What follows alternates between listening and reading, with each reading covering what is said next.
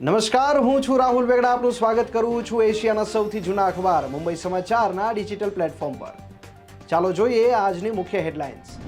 વડાપ્રધાન નરેન્દ્ર મોદીએ તેમની 3 દેશોની વિદેશ યાત્રા દરમિયાન 31 દ્વિપક્ષીય બેઠકો અને વૈશ્વિક નેતાઓ સાથે અનૌપચારિક વાટાઘાટોમાં ભાગ લીધો.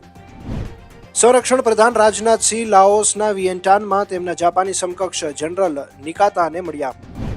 કેનેડા સરકારે એક નિવેદન બહાર પાડ્યું. ખાલિસ્તાની આતંકવાદી હરદીપસિંહ નિજ્જરની હત્યા અંગેના ભારત પરના આરોપોને પાયાવિહોણા ગણાવ્યા. મહારાષ્ટ્રના પુનામાં એનસીપીના વડા અજીત પવારને મુખ્યપ્રધાન તરીકે દર્શાવતા પોસ્ટર લાગ્યા, બાદમાં હટાવી દેવાયા. ગુજરાતના મુખ્યપ્રધાન ભૂપેન્દ્ર પટેલે ઉત્તર ગુજરાત અને સૌરાષ્ટ્રના વિસ્તારોના ખેડૂતોને રવિ પાકના વાવેતર માટે નર્મદાનું પાણી ફાળવવાનો નિર્ણય કર્યો. અમદાવાદનું કાગડાપીઠ પોલીસ સ્ટેશન ફરી વિવાદમાં. પોલીસ સ્ટેશનમાંથી જ ચોરીનો આરોપી ફરાર થયો. મોરબીના હળવદના ટીકર રણમાં કૂવો ખોદતી વખતે ગેસ ગળતર થતા એક અગિયારાનું મોત, 2ને અસર. અમદાવાદના ખ્યાતિ હોસ્પિટલમાં થયેલા મોત મામલે ક્રાઇમ બ્રાન્ચની તપાસ. હોસ્પિટલના સીઈઓ અને કેસના સહ આરોપી ચિરાગ રાજપૂતના ઘરેથી મોટી માત્રામાં દારૂનો જથ્થો ઝડપાયો. તો આ હતી આજની મુખ્ય હેડલાઇન્સ. વધુ સમાચાર અને મહત્વની અપડેટ્સ માટે જોતા રહો મુંબઈ સમાચારનું ડિજિટલ પ્લેટફોર્મ.